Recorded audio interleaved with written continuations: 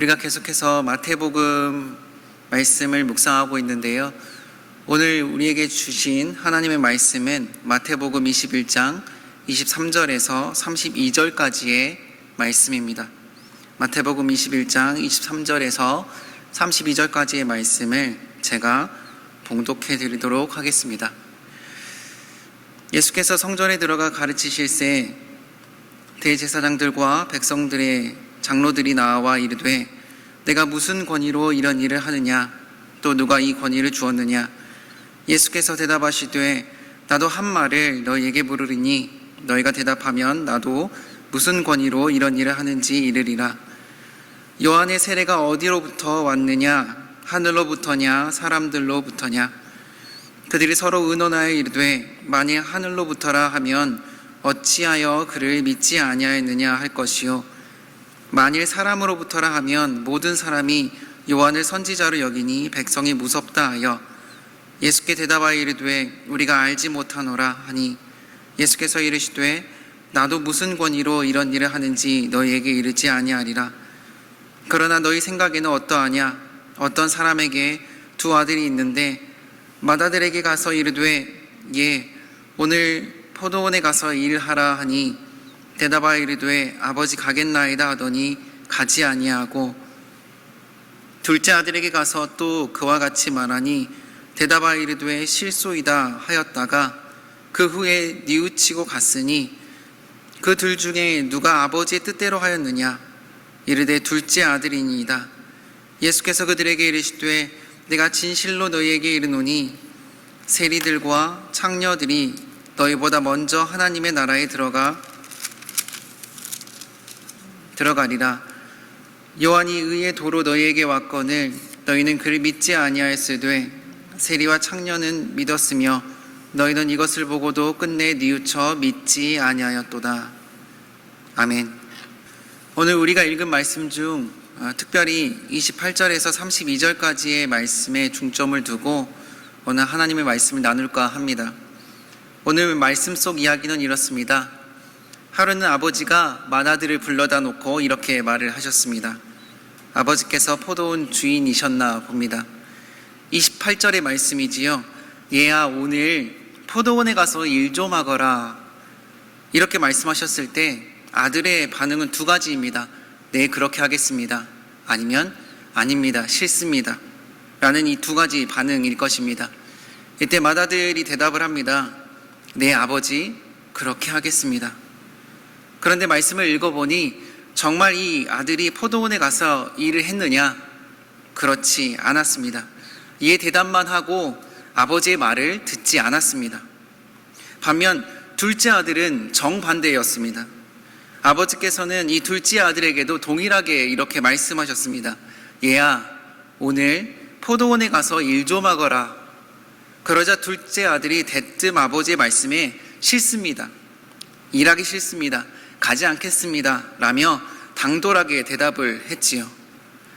아버지의 권위를 인정하지 않았던 것인지 아니면 원래 당돌한 둘째 아들이었는지 그 이유는 성경에 기록되어 있지 않았습니다. 하지만 분명한 사실은 둘째 아들의 답은 아니요 였습니다. 어쩌면 우리의 삶을 돌아보더라도 우리 육신의 아버지의 말씀에 아니요 할 때가 있습니다. 저도 마찬가지입니다. 뿐만 아니라 우리 하늘 아버지이신 하나님의 말씀에도 때론 우리는 아니요 할 때가 있습니다. 순종해야 함에도 불구하고 아니요 라고 대답을 할 때가 있다라고 하는 것이지요. 광장교회 성도 여러분, 저와 여러분은 어떤 자녀들이십니까? 말씀이 떨어지면 즉각적으로 그 자리에서 예, 그렇게 하겠습니다 라고 대답을 하십니까? 아니면 아니요, 하기 싫습니다, 못하겠습니다 라는 대답을 하십니까? 그런데 오늘 말씀을 읽어보니까 그 당시의 즉각적인 반응보다 그 이후의 행동이 더 중요한 것임을 깨닫게 되는데요. 처음 면전에서 예 했지만 아버지의 말씀을 그대로 행하지 않았던 맏아들보다는 처음에는 아니요 했지만 아버지의 말씀대로 행한 둘째 아들에 대한 말씀이 기록되어 있습니다. 누가 아버지의 마음을 더 기쁘게 해드린 아들일까요? 물론 둘째 아들일 것입니다. 30절 하반절의 말씀을 읽어보니 둘째 아들은 아니요 했지만 이후에 뉘우치고 포도원에 가서 일을 했다라고 하는 말씀이 기록되어 있습니다. 우리가 주목해서 보아야 할 부분은 바로 이 30절 하반절의 말씀입니다. 비록 처음에는 아버지의 면전에서 거부를 했지만 그 후에 뉘우치고 포도원으로 가서 아버지의 말씀에 순종해서 일을 한 것이 중요한 사실입니다. 아마도 첫 대답으로 아버지의 마음을 흡족하게 해드렸던 사람은 맏아들이었을 테지만 결국에 아버지의 마음을 궁극적으로 기쁘게 해드린 장본인은 말로만 했던 맏아들이 아니라 처음에는 아니요 했지만 아버지께서 말씀하신 일을 행했던 둘째 아들이 아버지의 마음을 흡족하게 했습니다. 어떻습니까? 우리의 삶과 신앙을 한번 돌아보실 수 있었으면 좋겠습니다. 우리는 얼마나 많이 하나님의 뜻을 구하고 얼마나 많이 하나님의 뜻에 순종할 것을 결단하셨었습니까? 예배와 기도 속에서 은혜를 많이 받았고 마음에 확신이 생기면 순간 예 하나님 그렇게 하겠습니다. 예 그런 사람이 되겠습니다. 예 보내만 주십시오. 예 제가 감당해 보겠습니다 라고 하는 고백을 순간적으로 내뱉고 확정해 버립니다. 그런데 정말 그렇게 말한 대로 고백한 대로 행하면서 살고 계십니까? 정말 그 하나님께서 원하셨던 그 뜻대로 행하고 계십니까? 물론 그런 삶이 쉽지만은 않습니다. 어쩌면 우리는 매 순간 맏아들과 같이 말로만 하나님의 뜻을 행하고 정작 삶과 일상 가운데서는 하나님의 뜻과는 정반대의 길을 걸어갈 때가 많은 것 같습니다. 그렇게 하나님께서는 이 아침에 31절을 통해 우리에게 동일하게 질문을 하십니다. 그 둘 중에 누가 아버지의 뜻대로 하였느냐 라고 말입니다. 누구이겠습니까? 맏아들입니까? 아니면 둘째 아들입니까? 당연히 뜻대로 행한 둘째 아들일 것입니다. 처음에는 아니오라 했지만 회개하고 뉘우쳐 포도원으로 가서 일을 했던 둘째 아들이 아버지의 뜻대로 행한 사람이었다 말씀하십니다. 광장교회 성도 여러분, 우리는 말로만이 아니라 정말 하나님의 뜻을 행하는 사람이 되어야 할 것입니다. 하나님의 뜻을 행하는 사람만이 하나님의 나라에 이르게 될 것입니다. 오늘 본문이 말하고 있는 것처럼 비록 사람들이 손가락질하는 세리와 창녀들일지라도 하나님을 믿고 하나님의 뜻을 행하기만 하면 그 사람들도 하나님 나라에 들어갈 수 있다고 분명히 말씀하고 있습니다. 하나님의 뜻이라면 그 뜻에 순종하고 굴복해야 하는 것이 마땅하겠지요. 아버지의 뜻이라면 좋은 것 주시는 하나님 아버지에 대한 믿음으로 그 뜻에 순종하며 살아가야 합니다. 마태복음 7장을 보면 하나님 아버지가 어떤 분이신지를 기록하고 있는데요. 제가 그 말씀을 읽어드리겠습니다. 너희가 악한 자라도 좋은 것으로 자식에게 줄 알거든 하물며 하늘에 계신 너희 아버지께서 구하는 자에게 좋은 것으로 주시지 않겠느냐. 아멘. 하나님은 이런 분이세요. 좋은 분이십니다. 자녀들에게 가장 좋은 것을 주시고자 하는 그런 분이십니다.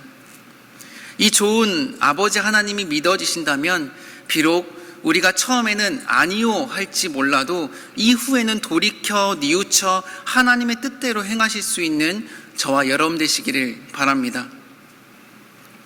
복음서를 읽다 보면 세례 요한이 예수님께 세례를 주는 장면 속에서 우리는 하나님의 뜻에 순종하는 것이 무엇인지를 깨닫게 되는데요. 마태복음 3장 14절 15절의 말씀에 이런 말씀이 있습니다. 세례를 받으러 나오신 예수님께 요한이 말려 이르되, 그러니까 세례를 받지 않아도 괜찮다라고 듣고 아니요를 세례 요한이 외치고 있습니다. 내가 당신에게서 세례를 받아야 할 터인데 당신이 내게로 오시나이까? 예수께서 대답하여 이르시되 이제 허락하라. 우리가 이와 같이 하여 모든 의를 이루는 것이 합당하니라 하시니 이에 요한이 그 세례를 허락한지라. 세례 요한은 예수님께 세례를 주는 것이 하나님의 뜻임에도 불구하고 처음에는 계속 아니요 아니요를 주장했습니다. 그런데 정말 이 세례 요한이 아니요 아니요 하면서 예수님께 세례를 주지 않았더라면 성령이 예수님 머리 위에 임하는 놀라운 사건을 보지 못했을 것입니다. 그리고 예수님의 사역 역시 시작되지 않았을 것입니다. 이후에 예수님의 말씀에 순종했던 세례 요한을 통해 성령이 비둘기같이 예수님의 머리에 임하는 것이 나타났고 이후에 예수님의 공생애가 시작되었습니다. 하나님께서 하라고 하시는데 감히 나 같은 사람이 그것을 할 수 있을까? 주저주저하고 머뭇머뭇하는 것, 혹은 그 뜻에 아니요 아니요만을 고집하고 있는 것은 어쩌면 하나님께 대한 불순종일 뿐만이 아니라 하나님의 일을 가로막는 일일 수도 있습니다. 우리는 우리 주님께서 가르쳐 주신 주기도문을 기억해야 됩니다. 뜻이 하늘에서 이루어진 것 같이 땅에서도 이루어지이다 라는 이 기도문을 드릴 때마다 하나님의 뜻을 이 땅에서 이루어내기 위해 내 생각과 내 계획을 내려놓고 때론 수정하기도 하고 방향을 전환하며 하나님의 뜻을 이루기 위해 나 자신을 조정해야 할 필요가 있습니다. 때론 깎여야 할 때가 있고요. 그래서 때론 오해를 받을 때도 있고요. 때론 그 하나님의 뜻을 이루기 위해서 위협과 핍박을 받아야 할 때도 있습니다. 때론 내 일이 아닌데 굳이 내가 나서야 하나 생각이 들 때도 있을 것입니다.